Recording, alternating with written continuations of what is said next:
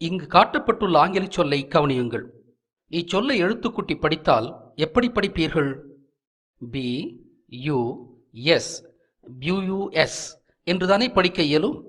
ஆனால் நமக்கு எப்படி படிக்க வேண்டும் என்று சொல்லிக் கொடுக்கப்பட்டுள்ளது? பஸ் என்று படிக்க வேண்டும் என்றுதானே சொல்லிக் கொடுக்கப்பட்டுள்ளது.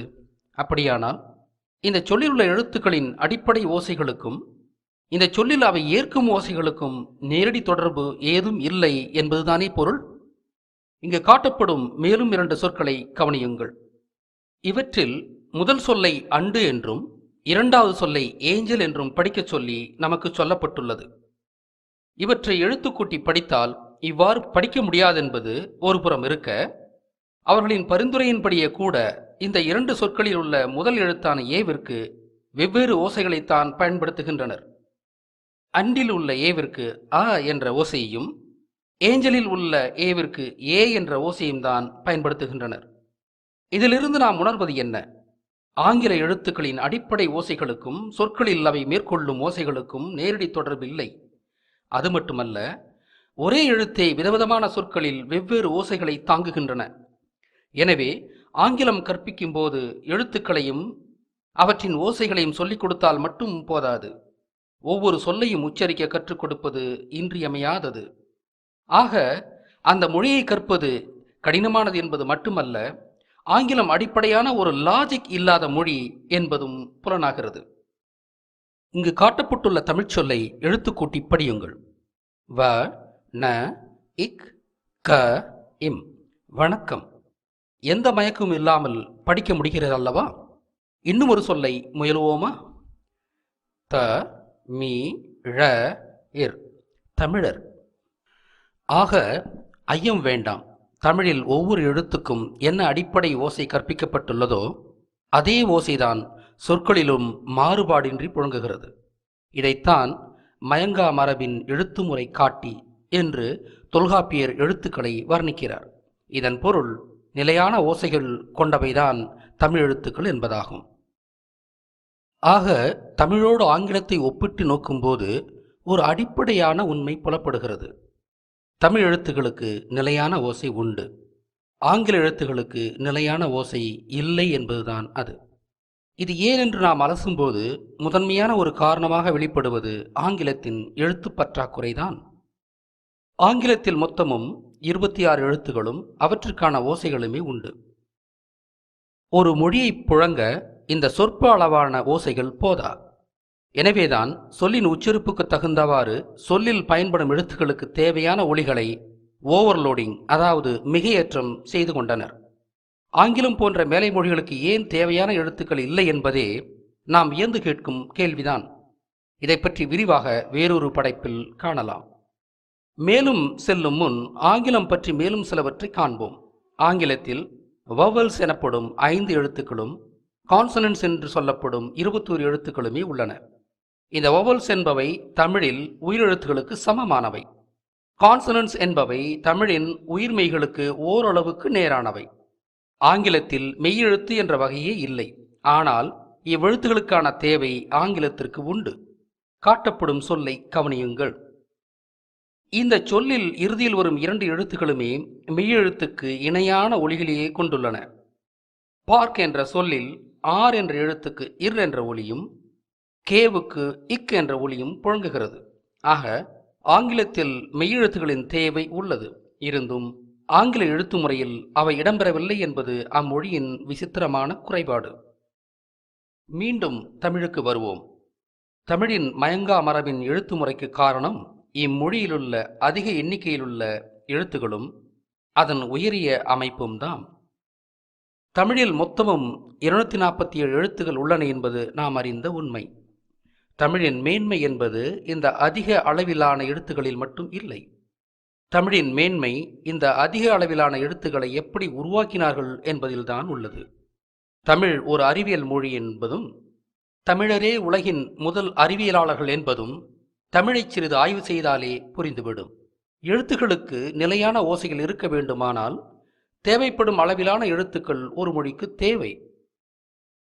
ஆனால் மிகுதியான எழுத்துக்கள் இருக்குமாயின் அவற்றின் வரி வடிவங்களையும் ஓசைகளையும் மனதில் இருத்துவது கடினமாகும்.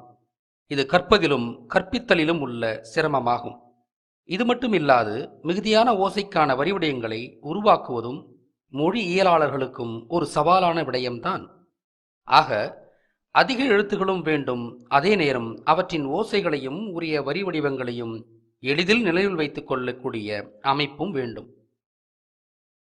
எழுத்துக்கள் அனைத்தும் ஆங்கிலம் போல ஒன்றிற்கொன்று தொடர்பில்லாதவையாக இருப்பின் இது இயலாத ஒன்று. எனவே மொழியில் புழங்கும் ஒலிகளை அடிப்படை ஒலிகளாகவும் சார்பொலிகளாகவும் பிரிக்க முடிந்தால் நமக்கு ஒரு உத்தி கிடைக்கும். அதாவது அடிப்படை ஒலிகளை மட்டும் நினைவில் வைத்துக் கொண்டால் சார்பொலிகளையும் அவற்றின் வரி வடிவங்களையும் எளிதாக நினைவில் கொள்ளும் எழுத்து முறைகளை உருவாக்கி கொள்ள முடியும். அடிப்படை ஒலிகள் எத்தகையனவாக இருக்க வேண்டும்? ஒரு ஆணும் ஒரு பெண்ணும் சேர்ந்து ஒரு புதிய குழந்தையை ஈழ்வது போலவும், ஒரு வகை மாமரத்தின் கிளையில் வேறொரு வகை மாமரத்தின் கிளையை ஒட்டி ஒரு புதிய வகை மாம்பழத்தை உருவாக்குவது போலவும் அடிப்படை ஒலிகள் இரண்டு விதமான ஒலிகளாக இருத்தல் வேண்டும்.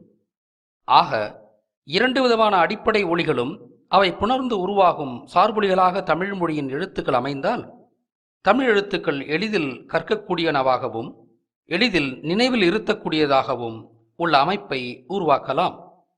இந்த அடிப்படையான இரண்டு விதமான தமிழ் எழுத்துக்கள் யாவை? இவற்றை இனங்கண்டதுதான் பழந்தமிழரின் அறிவு முதிர்ச்சியின் வியத்தகு சாதனை. ஒலி ஏற்படும் அடிப்படையை ஆய்ந்த தமிழர்கள் மனிதர் எழுப்பும் ஒலிகளை இரண்டு வகையாக பிரித்தனர். உதடுகள் ஒட்டாமலும் நாக்கு மேலெண்ணத்தை எங்கும் தொடாமலும் காற்று குழாயை சுருக்கியோ விரித்தோ காற்றின் உதவியால் மட்டும், மீண்டும் சொல்கிறேன், காற்றின் உதவியால் மட்டும் ஏற்படும் ஒலிகளாக இங்கு காட்டப்பட்டுள்ள என்ற தமக்கு தேவையான 12 ஒலிகளை தேர்வு செய்தனர்.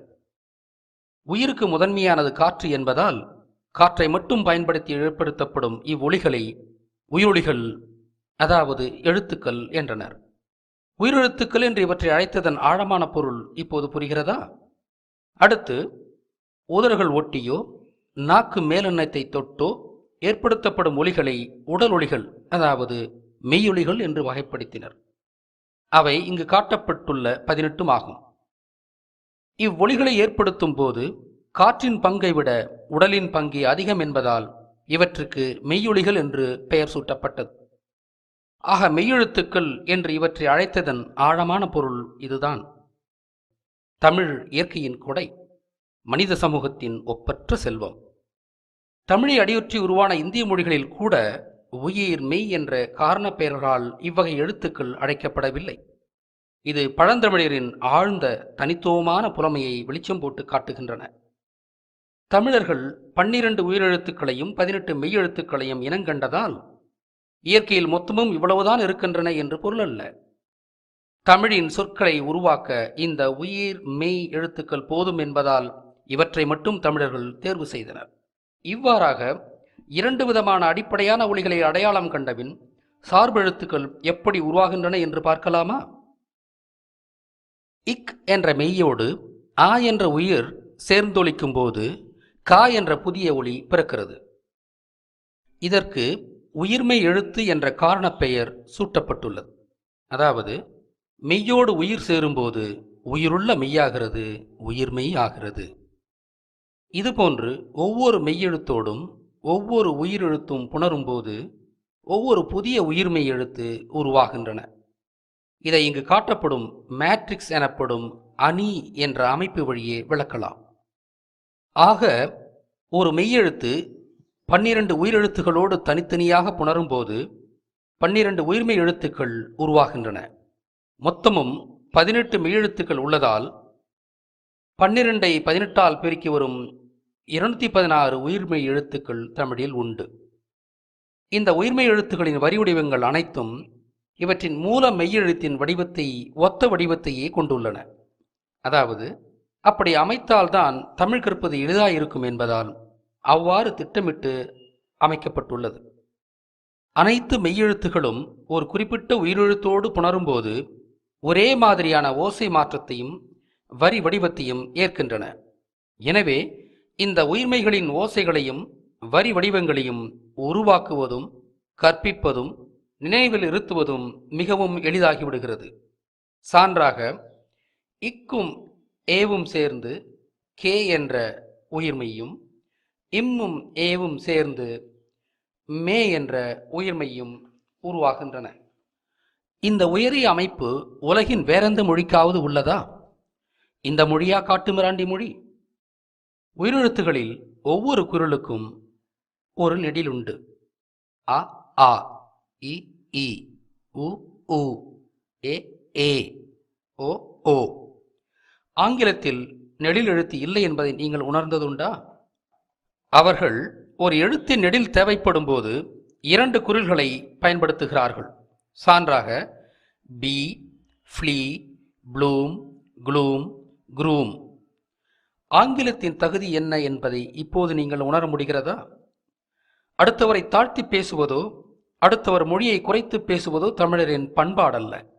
ஆனால் ஆங்கிலம் அறிவியல் மொழி என்றும் தமிழ் காட்டுமிராண்டி மொழி என்றும் தமிழ் பகைவர்களால் திட்டமிட்ட பிரச்சாரம் நெடுங்காலமாக முன்னெடுக்கப்பட்டு தமிழர்களே தமிழை தாழ்த்தி பேசியும் ஆங்கில மோகிகளாகவும் சீரழிந்துள்ளனர். உண்மை நிலைகளை விளக்கி இந்த சீரழிவை சரி செய்யவே இந்த ஒப்பீடு இங்கு செய்யப்படுகிறது. அடுத்து 18 மெய்யெழுத்துகளையும் 6 எழுத்துக்களை கொண்ட 3 தொகுதிகளாக அவற்றின் ஓசையின் தகுதி அடிப்படையில் பழந்தமிழர் பிரித்தனர். அவை வல்லினம், மெல்லினம், இடையினம் என்று அழைக்கப்பட்டன. தமிழுக்கு தமிழ் என்ற பெயரை சூட்டுவதிலும் கூட எவ்வளவு சிந்தனையை தமிழர்கள் வெளிப்படுத்தினார்கள் என்பது நமக்கு வியப்பை உருவாக்குகிறது. அதை பற்றி சிறிது இங்கு காண்போமா? உலக மாந்தன் முதலில் பயன்படுத்திய உயிரொலிகள் ஆ, ஈ, ஊ என்ற ஒலிகள்தாம் என்று பாவணர் சொல்லுவார். இவற்றின் குறிகள் முறையே அ, இ, உ என்பவை. ஆ என்பது படர்க்கையையும், ஈ என்பது தன்னிலையையும், உ என்பது முன்னிலையையும் சுட்டும் எழுத்துக்களாகும். தமிழின் மெய்யெழுத்துகளில் வல்லினத்தில் ஒன்றும், மெல்லினத்தில் ஒன்றும், இடையினத்தில் ஒன்றுமாக 3 மொழியெழுத்துக்களை தேர்ந்தெடுத்தனர். அவை இத், இம், இழ் என்பவை. இந்த 3 மெய்களுடன் உலகின் முதல் உயிரெழுத்துக்களை வரிசைப்படி முறையே கூட்டி இத்தும் ஆவும் சேர்ந்து தாவாகவும், இம்மும் ஈயும் சேர்ந்து மீயாகவும், ஈழும் ஊவும் சேர்ந்து ழூவாகவும் என்று தமிழ் என்று ஆக்கி பிறகு கடையெழுத்திலுள்ள உகரத்தை தவிர்த்து தமிழ் என்று அழைத்தனர். தமிழ் தமிழ் என்று திரும்ப திரும்ப சொன்னால் அது அமிழ்து அமிழ்து என்றவாறு ஒலிக்கும். அதனாலும் கூட மெய்யெழுத்துகளில் இந்த 3ஐயும் பழந்தமிழர்கள் தேர்ந்தெடுத்திருப்பார்கள் என்று நாம் கருதலாம். மொழி தோன்றும் காலங்களில் மொழிக்கு பெயரிடப்படுவதில்லை. அதுவும் தமிழ் மூத்த மொழி என்பதால் பெயரிடும் தேவை தமிழுக்கு ஆதியில் இல்லை. மற்ற மொழிகள் உருவான பிறகுதான், மற்ற மக்களுடன் தமிழர்கள் உறவாடத் தொடங்கிய பிறகுதான் தமிழை பெயர் சொல்லி அழைக்க வேண்டிய தேவை ஏற்பட்டிருக்கும். ஆக தமிழுக்கு பெயரிடப்பட்ட காலங்களில் தமிழ் வளர்ச்சியடைந்த மொழி என்றும் முன் சொன்ன நமது கருதுகோள்கள் பொருத்தமானவை என்றும் அறிக. ஆக ஒவ்வொன்றிலும் ஒரு ஆழமான கருத்தையும் இலக்கணத்தையும் காணக்கூடிய இந்த மொழியா ஒரு காட்டுமிராண்டி மொழி?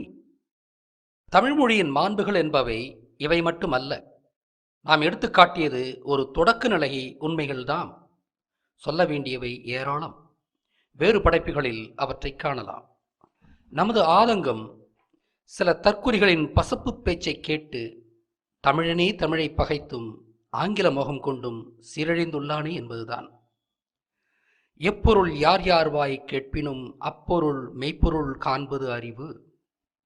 எப்பொருள் எத்தன்மைத்து ஆயினும் அப்பொருள் மெய்ப்பொருள் காண்பது அறிவு என்ற ஆழ்ந்த ஞானம் கொண்ட தமிழ்ச் சமூகம் எடுப்பார் கைப்பிள்ளையானது எப்படி? 1000 ஆண்டின் அந்நியர் ஆட்சியா? நீண்டகால அடிமைத்தனத்தின் விளைவா?